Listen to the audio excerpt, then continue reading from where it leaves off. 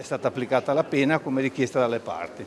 Basta, questo è successo. Dopo 2 ore di udienza, la giudice per le udienze preliminari Franceschetti ha dunque accolto la richiesta di patteggiamento presentata dal legale dell'ex assessore comunale alla mobilità Renato Boraso.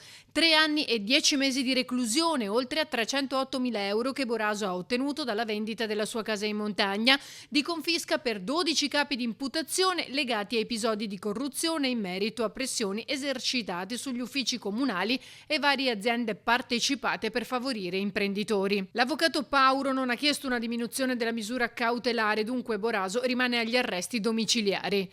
Hanno patteggiato anche gli imprenditori Fabrizio Ormenese, 2 anni e 9 mesi di reclusione, oltre 27.000 euro di confisca per i concorsi in corruzione, e Daniele Brichese, 3 anni e 10 mesi di reclusione e 7.000 euro, accusato dalla procura di aver ottenuto favori dall'ex assessore Boraso per la sua impresa. Anni 2, mesi 9, sostituiti coi lavori di pubblica utilità.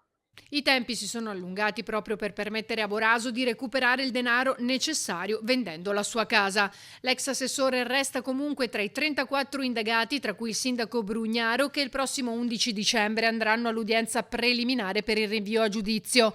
Boraso dovrà rispondere di turbativa d'asta in merito alla vendita di Palazzo Papadopoli Poerio.